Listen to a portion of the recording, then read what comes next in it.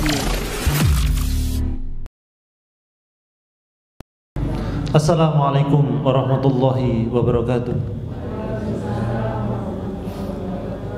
Alhamdulillah, la haula wa la quwata illa billah. Allahumma salli wa sallim ala nabiyyina Muhammad wa ala alihi wa sahbihi wa man wala, amma ba'd. Jamaah bapak-bapak, ibu-ibu dan saudara-saudariku yang saya cintai karena Allah, yang saya hormati. Alhamdulillah kita diberi Allah Subhanahu wa taala karunia yang luar biasa, begitu nikmat yang banyak yang tidak mungkin kita bisa hitung, dan terus kita wasiatkan, sama-sama wasiatkan, termasuk diwasiatkan kepada diri kami pribadi, yaitu untuk selalu bersyukur kepada Allah, selalu bertahmid, selalu memahami hamdalah yang setiap kali kita ucapkan sebagai bentuk pengagungan kepada Allah, rasa syukur kita kepada Allah Subhanahu wa taala, senantiasa memuji Allah Subhanahu wa taala. Dan daripada itu maka salah satu yang kita mohon kepada Allah agar majelis kita ini merupakan bentuk aplikasi syukur kita kepada Allah Subhanahu wa taala, sehingga Allah berkenan menerima pahala yang agung ini di dalam majelis zikir ini. Amin ya rabbal alamin. Nah, kita membahas kitab Ta'am, kitab tentang makanan. Terakhir kita telah membahas tentang apa ini? Daging kelinci, sudah ya? Nah. Ini manis gak? Daging kelinci sudah. Dan nyampe kepada hadis Ibnu Umar radhiyallahu anhu. Mas Andri, ada kopi pahit nggak? Kalau ada. Dari Ibnu Umar radhiyallahu anhu, annahu su'ila anil kunfud. Jadi waktu itu Ibnu Umar radhiyallahu anhu ditanya tentang al-kunfud. Al-kunfud ini adalah apa? Landak. Oh, landak yo ono di Arab itu. Ya. Ini landak gurun loh ini ya. Ya. Ditanya tentang al-kunfud. Baik, kita tahu kapasitasnya Abdullah bin Umar radhiyallahu anhu. Beliau dikatakan Al-Imam Ibnul Qayyim Al-Jauziyah salah satu dari ulamanya sahabat, karena semua sahabat Nabi bukanlah ulama, tidak semuanya. Hanya sebagian saja yang ulama. Dan beliau ditanya tentang perkara ini. Baik, kita akan berbicara kapasitasnya beliau. Beliau seorang ulama, anak kecil yang kemudian waktu itu bertemu Nabi, bermajelis dengan Nabi, dan atas jasa ayahnya juga, ayahnya seorang ulama, yaitu Umar bin Khattab radhiyallahu anhu, sehingga menular hasabnya dan kemudian kesolehannya menular. Dan demikianlah kesolehannya ayah itu akan menular kepada anaknya. Dan kita tidak berharap kemaksiatan ayah juga menular secara otomatis kepada anaknya. Nah, baik, ini kapasitasnya Abdullah bin Umar radhiyallahu anhu. Beliau ditanya tentang landak, ditanya tentang hukum memakan landak.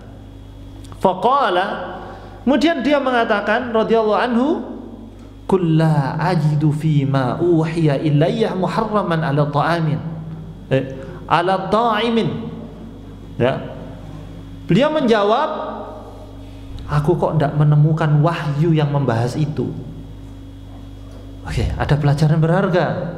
Tadi kan kita bicara kapasitasnya Ibnu Umar radhiyallahu anhu, ulama. Ya, ulamanya sahabat. Kalau minta fatwa ke beliau tepat, karena beliau ulama. Tapi ditanya tentang landak, beliau enggak tahu. Qul la ajidu fima uhiya ilayya muharraman ala ta'imin. Aku tidak pernah dengar ya wahyu tentang itu. Sehingga beliau enggak menjawab. Beginilah orang yang berilmu, semakin tinggi ilmunya, semakin berisi padi itu, maka semakin menunduk. Lek padi itu kopong, nguatek ini. Pari-pari gabuk itu rada ndangak. Ya enggak? Atau pari yang masih muda, seijo, waduh tambah ndangak. Cukup ketika kita bertemu dengan seorang yang merasa lebih baik dari orang lain, merasa lebih baik kelompoknya dibanding kelompok lain, ya Allah, seakan levelnya sakmono. Walaupun kita tidak harus menjaharkan ini, oh levelmu sakmono lah, podo dini berarti. Ya, diamnya kita melihat hal itu menandakan kasihan, itu levelnya masih segitu. Demikian saya juga belajar, katakan kepada diri ini untuk menjadi tawadhu. Baik, beliau tidak sungkan mengatakan tidak tahu, padahal ini dibimbing langsung. Ini generasi terbaik dibimbing langsung oleh Rasulullah Sallallahu Alaihi Wasallam. Nggak tahu, aku kok nggak nemu wahyu ya. Apalagi yang hidup zaman setelah Nabi beratus-ratus tahun, alimnya seperti apapun, ada hadis yang luput dari pengetahuannya, wajar. Tidak mengurangi kemuliaan guru-guru kita ketika beliau lupa terhadap hadis atau tidak tahu 1, 2, 3, 4, 5 hadis, nggak apa-apa. Karena juga ada perbedaan pendapat di kalangan ulama tentang hukum bekam ketika orang itu berpuasa Ramadan, batal atau enggak, atau ketika puasa. Ya, karena ada hadis Nabi Sallallahu Alaihi Wasallam, aftirul hajim wal mahjum, batal orang yang membekam dan dibekam itu. Nah, saya ini dijadikan oleh membekam dan dibekam batal. Sementara ada ulama lain yang komentari, seandainya beliau tahu ada hadis yang membolehkan. Loh, para ulama, para imam itu juga kadang-kadang luput. Beliau harus menjadi manusia biasa yang luput, yang tergelincir beberapa hal.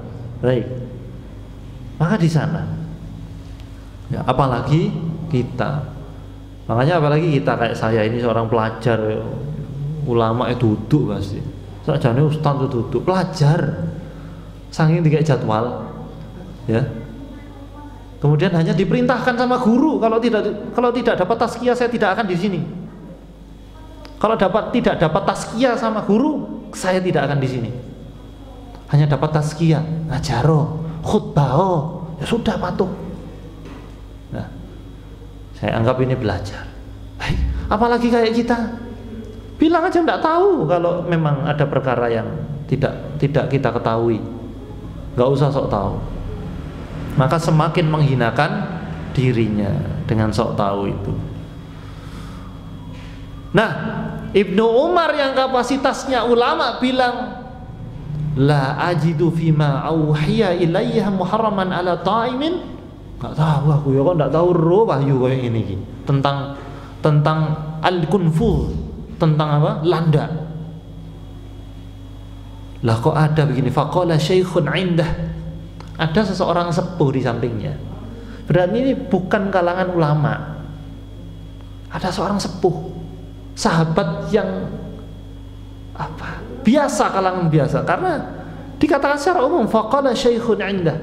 Ya, di sebelahnya ada bapak-bapak tua bilang begini, sami'tu Aba Hurairah yaqul.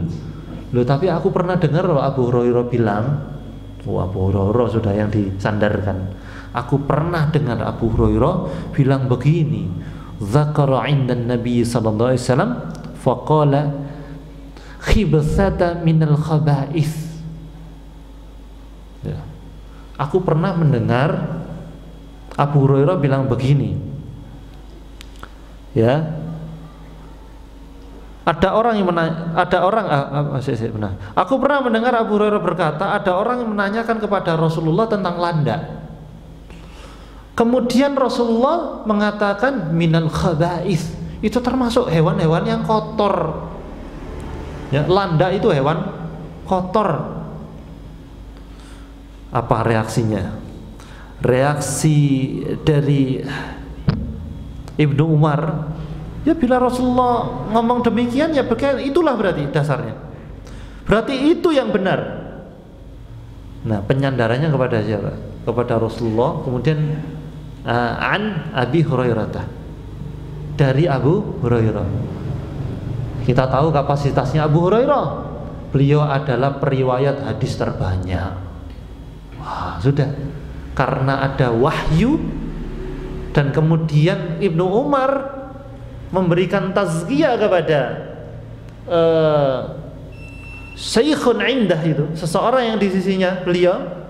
Berarti kalau beliau bilang ya sudah, kalau memang demikian ya situ, itu berarti yang benar. Berarti Ibnu Umar sudah menilai bahwa orang ini orang jujur, orang yang di sisinya ya sudah, itu yang benar.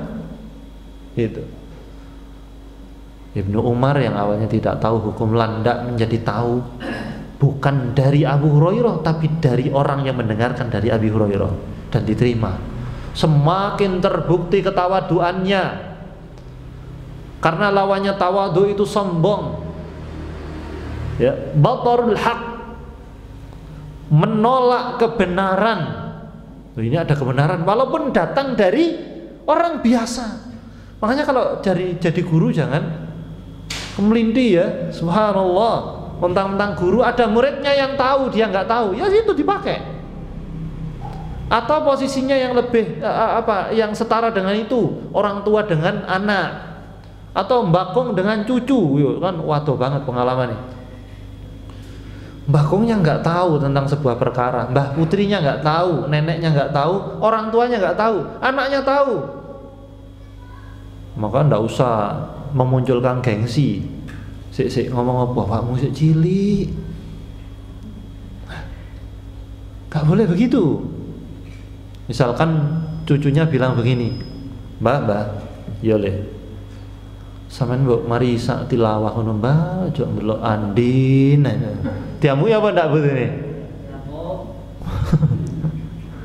Iya sik tak tutuk nomarine sponsor ngono jare. Itu bulet iki ceritane Mbah. Iki sakjane iki anake Mas Ali sapa? Bulet Mbah. Makane wegah. Iya juga ya. Pateni dikuncah didol. Masya Allah. Iya bener kon le, bener. Wah ini Mbah yang tawadhu. Bener juga kon. Tumben awakmu bener, wah sombongnya muncul aneh. Itu. Ada anak mungkin mengingatkan, ayah mbok ojo nyentak nang ibu toh. Ngerti apa? Ndak ngerti, ndak tahu dadi ayah kan? Aku tidak tahu dadi anak. Itu ya. Jadi kesombongannya jangan muncul. Kalau oh ya astagfirullah maaf, ayah khilaf nak. Walaupun khilaf kok setiap hari ya. Ini namanya kebiasaan. Jangan sungkan meminta maaf kepada anak. Kadang-kadang itu orang tua itu perlu minta maaf kepada anak. Kalau perlu momen khusus gitu loh. Nak sepurane nak, bapak ini tutup bapak yang baik. Tidak bisa mendidikmu dengan baik. Sepurane ya nak ya. Tidak bisa. Ngono jare anake. Kan delok sinetron anake soalnya. Ya. Tidak bisa. Ngono. Ya. Baik. Walaupun ini membahas tentang hukum makanan, hukum makan landak, tapi ada aspek akhlak. Ada aspek akhlak yang mendalam yang harus kita bahas di dalam hadis ini. Di dalam hadis yang dikeluarkan oleh Imam Ahmad di dalam musnadnya, fi musnadih, dikeluarkan oleh Imam Abu Dawud. Walaupun wa isnaduhu dhaifun, isnadnya dhaif. Ya. Dhaif kok disampaikan, lu sampean malah ngeledek Ibnu Hajar Al-Asqalani. Ibnu Hajar tahu kalau ini dhaif, tahu. Kenapa ditampilkan? Karena redaksinya sahih dan ini enggak dhaif jiddan. Berarti redaksinya diambil, diamalkan. Itu sudah biasa, itu ahli hadis begitu dalam ilmu hadis. Oh iya, pokoknya kan prinsipnya yang kotor itu dilarang. Makanya beda hukumnya makan keledai di dalam perang Khaybar dengan keledai yang lain. Ya, keledai ahli ya, keledai negeri, di negeri itu terkenal kotor. Nabi ngelarang, ojo mangan keledai ini kotor, kapi. Sehingga kalau sudah al-khaba'ith kotor ini maksudnya adalah keharaman. Baik, itu terkait landak ya. Apakah landak termasuk hewan buas dan bertaring? Panjenengan nanti ketemu landak didelok untune, ndak landak, ini ya. Didelok. Oh, merongos. Merongos kan ndak ada, bukan menentukan hukum ya kalau merongos ya. Nah, landak ini ya sebagaimana apa ya, bahas yang lain deh. Babi itu kotor, babi itu hidupnya itu. Tikus. Marganya marga tikus gak di dalam biologi? Saya nggak tahu ini, tanya ini. Jangan bilang mirip. Ini marganya tikus gak? Seandainya marganya tikus pun belum tentu. Sebagaimana perdebatan ulama hukum tokek dengan cicak, ya gitu kan, debat. Wallahu alam, saya nggak tahu ini. Nanti coba tak tanya-tanya kepada guru. Baik. Hadis berikutnya dari Ibnu Umar radhiyallahu anhuma, beliau mengatakan, naha Rasulullah sallallahu alaihi wasallam anil jallalah wal baniha wa albaniha. Rasulullah sallallahu alaihi wasallam melarang memakan binatang yang memakan kotoran. Binatang tapi makan kotoran. Nah, dan juga melarang meminum susunya karena binatang itu makan kotoran. Berarti ini binatang yang kotor, hewan jalalah. Ini hadisnya. Akhrajaul arba'ah ilan Nasa'i, dikeluarkan oleh imam yang 4 kecuali Imam An-Nasa'i, wa hassanahu Tirmizi. Imam At-Tirmizi menghasankan hadis ini sehingga hadisnya makbul, diterima. Ya. Berarti ini berbicara tentang hewan jalalah. Jalalah. Hewan jalalah itu hewan yang makan kotoran. Contoh, lele diingu di septic tank, atau katanya orang Merkan sapi tank. Septic tank itu lah kesuwen ya. Dan nih sapi tank, oh enak ya. Sapi tank. Akhirnya tonggonya tersinggung. Apa? Ngomong apa, Bang? Ngomong apa? Ngono ya. Soalnya ada itu. Baik. Contohnya adalah ikan yang hidup di tempat kotor kayak septic tank, jamban, atau hewan yang sudah ma'ruf diketahui dia makan kotoran. Contohnya apa? Babi jelas ya. Lele, lele belum tentu. Iwak gatul. Ya. Wak kotes ada di sini. Semintul ya. Cedul. Wis wopo jenenge wis. Gatul, cedul, semintul, kotes, cemplon, tomblo, sembarang penamaannya. Tapi kita tahu ikan itu. Orang Jawa tahu ikan itu. Biasanya di sungai itu kebiasaannya sebagian orang kan masih kalau senep dodok di situ tuh. Coba sing nridili mendole siapa? Siapa? Sing nridili mendole siapa? Ponakane sampean? Bukan. Iwak, gadul, semintul, cedul, kotes, cemplon. Nah, sing nridili kan itu. Ya kan? Di sungai-sungai sini masih ada orang dodok. Banyak. Alhamdulillah, sedekah kepada cedul ya. Iya. Itu kan ridili. Makanya makan ikan cedul, semindul, gadul, cemplon itu harus disifati hewan jalalah, hewan yang kotor, dan nanti untuk layak dimakan harus dikarantina. Harus dikarantina. Baik. Kemudian kalau lele di septic tank jelas itu ya, jelas itu. Jelas sudah itu makan kotoran manusia. Oh, ustadz ini suudzon, mbak husnudzon titik. Ya enggak mungkin. Ndak katanya makan apa beci, ya enggak mungkin. Pasti makan itu.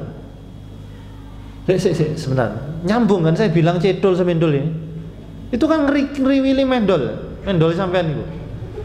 Apa maneh lek tepak sewenep anu apa? Roto ajur ngono seweneng itu cedol.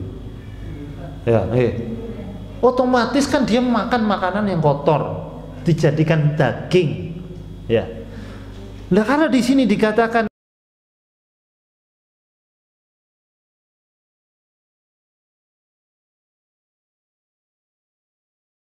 anil jalalah wa albanha dan air susunya, air susu itu kan tidak tiba-tiba makan begitu terus jadi susu, enggak. Jadi air susu kan enggak. Jadi melalui metabolisme otomatis juga air susu kan jadi dari darah, betul? Nah kalau air susunya itu dilarang oleh Nabi, dagingnya juga. Wak cidul ya enggak ada susunya, enggak ada. Kan enggak tumon wak cidul gendong anak nyusui kan ada. Tapi daging itu dimakan kan dinutrisi untuk jadikan daging. Ya enggak? Maka yang seperti itu hewan al-jallalah harus dikarantina. Bagaimana cara karantinanya? Tanya kepada yang ahli, yaitu pakar perikanan. Atau di sini ada yang S1 perikanan? Yang doyan ikan banyak? Masya Allah banyak ya. Tapi S1 perikanan? Ya baik.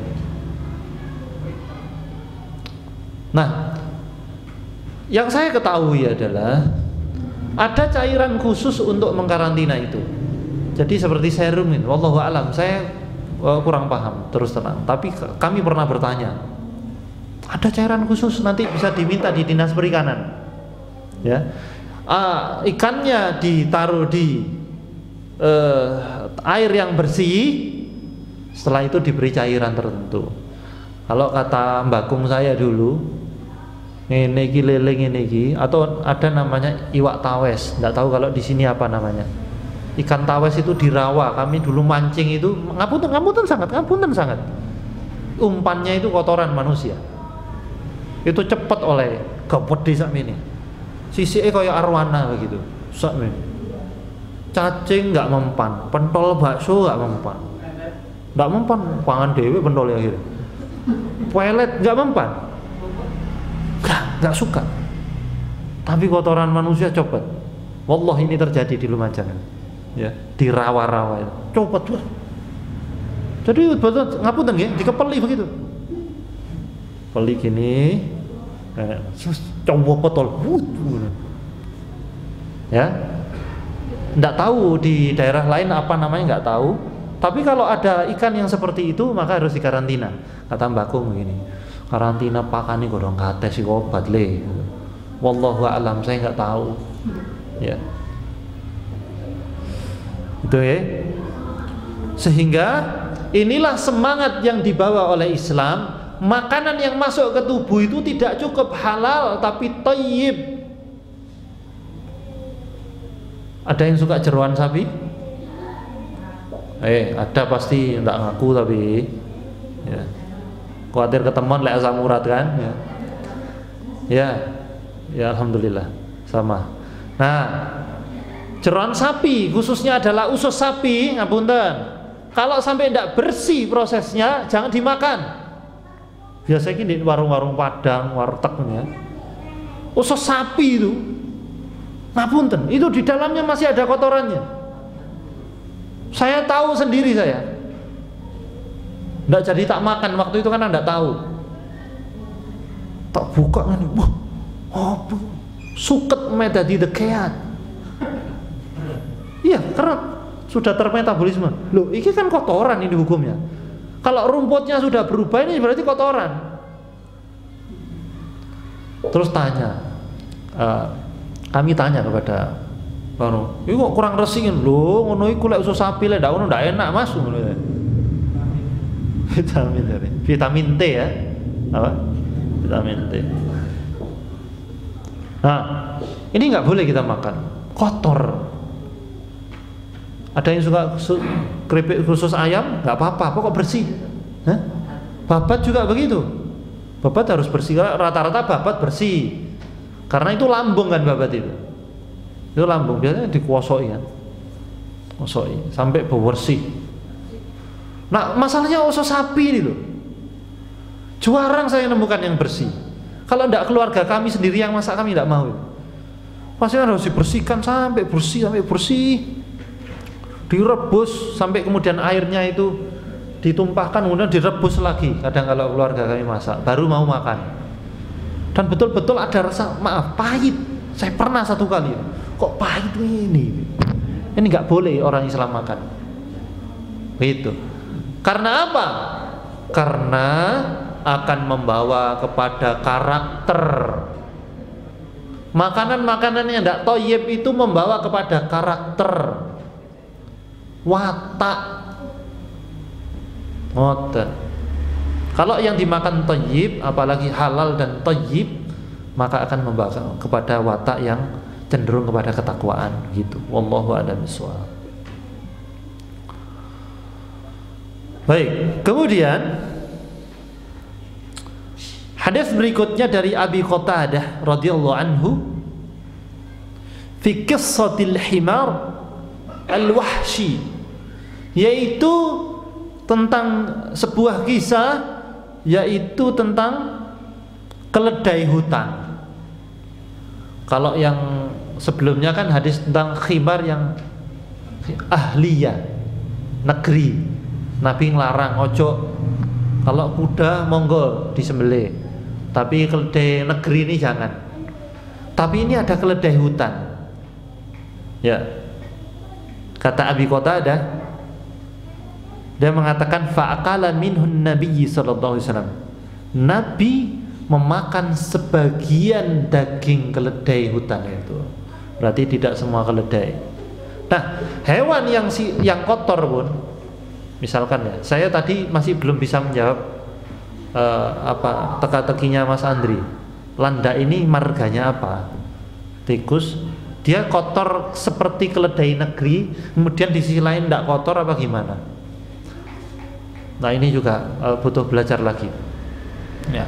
Landak ini apakah jika seperti kondisinya seperti keledai negeri dan keledai hutan tadi, berarti ada yang halal, ada yang haram. Berarti juga jika ada kambing yang dia digembala di tempat sampah, bukan masalah di tempat sampahnya, karena di sana juga ada makanan yang baik untuk dia. Ya sisa kubis, sisa ya sayur-sayuran itu ya. Tapi kan di situ ada popoknya naik sampean pisan gitu loh. Kan kambingnya kadang-kadang khilaf. Iki apa iki kok gurih ngene kok. Tibane bukai popoknya anake sampean dimakan ya. Nah ini kan jadi tidak sehat. Nah sehingga kalau ada kambing yang digembalakan di tempat sampah harus dikarantina. Ini merupakan petunjuk dari arahan dari dinas dinas apa namanya? Peternakan ya. Yang dokter-dokter hewannya peternakan ya. Peternakan. Saya mengetahui ini 3 tahun yang lalu di berita televisi itu. Setelah kurban, karena di bagian negeri kita itu kalau mengembala kambing di tempat sampah, wega ngarit, colong. Dan sudah diteliti bahwa adanya cacing-cacing bukan di perut, karena di perut harus ada cacing. Di mana namanya livernya, di livernya itu karena makanannya nggak thayyib, ya nggak thayyib, semua dimakan, ya sehingga larva itu masuk dan kemudian hidup di livernya. Ini nggak boleh dibuat kurban. Masalahnya kita kan nggak bisa tahu. Iki ndek wetenge sik tak delok sik. Cacing rek. Kan nggak tahu kita. Kita nggak tahu itu. Kalau di perut ya memang ada bakteri. Ada bakteri di perut.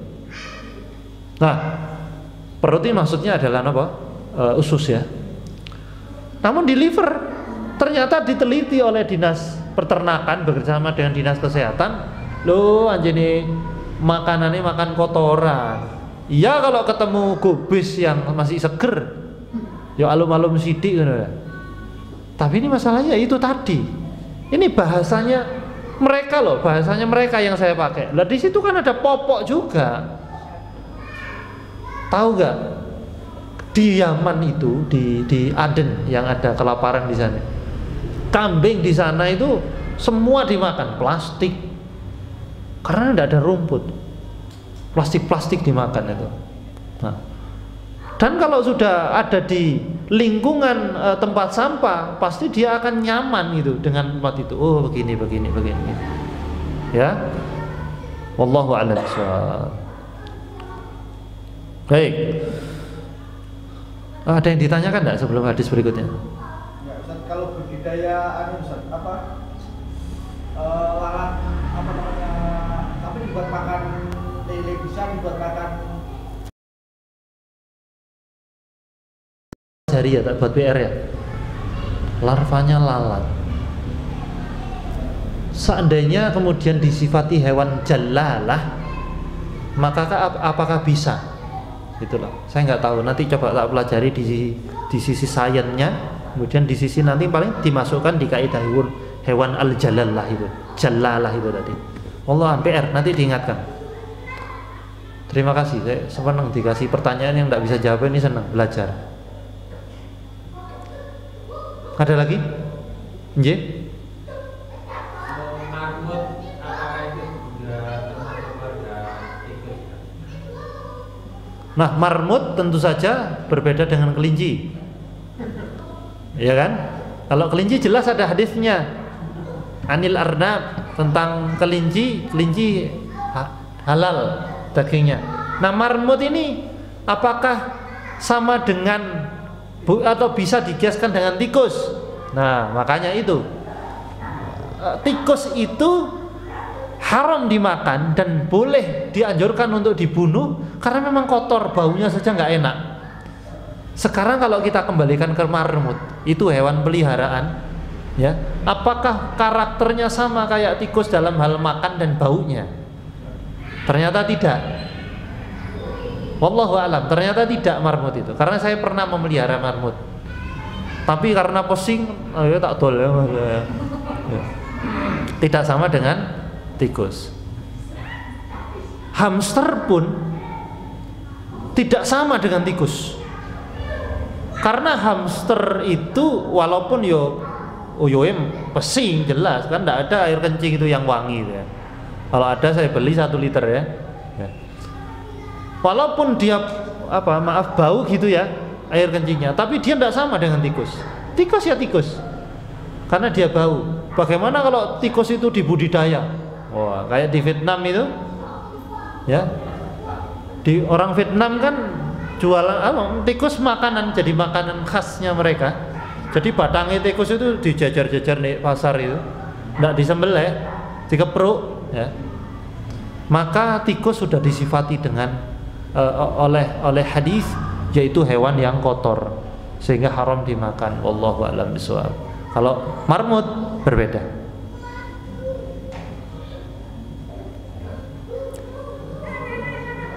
Tapi ya kok tega lek marmut dibelah itu ya. Kayak apa? Wak pitik murah. Burung boyo halal. Burung dara ada. Yang haram itu burung hudhud, diharamkan oleh Nabi Shallallahu Alaihi Wasallam. Burung hudhud sama burung suraid, ya. Gagak haram.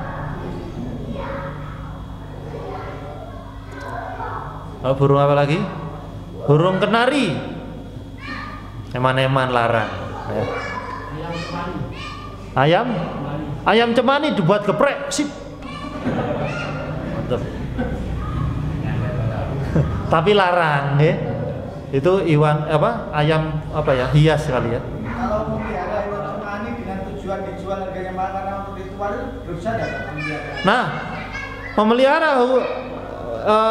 ayam cemani yang dijual lagi untuk ritual, jangankan untuk ritual. Menjual anggur yang jelas-jelas digunakan untuk khamr haram.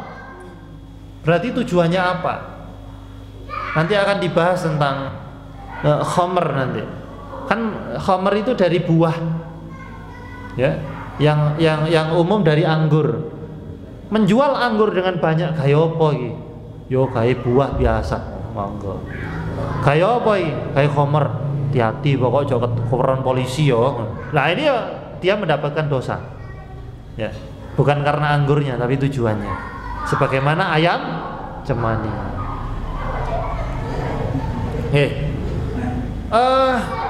Apa hukumnya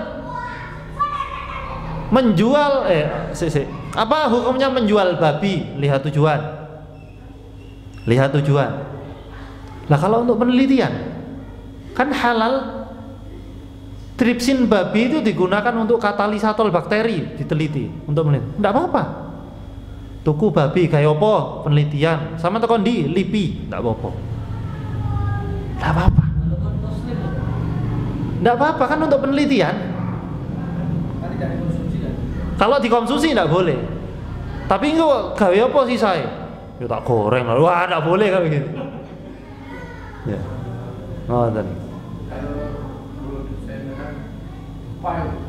Tupai? Dupa. Hah? Oh, dupa. Ya. Jadi jual dupa. Oh, dupanya yang ditanyakan. Dupa itu tujuannya apa sih awalnya? Dupa itu pengharum ruangan. Sebagaimana menyan itu pengharum ruangan awalnya. Tapi kemudian bergeser fungsi jadi untuk ritual keagamaan. Maka jual dupa ini rawan. Tuku dupa kayak apa? Yo kayak ini tarik. Wah, ini tidak boleh. Yo cocok langganan yo. Kayak apa? Gerandong. Wingi lo aku nembak Tyson ini tidak masuk. Ngono jarene. Ya dupae kurang sip iki. Tak tembak kok wolak-walik telung angka petang angka.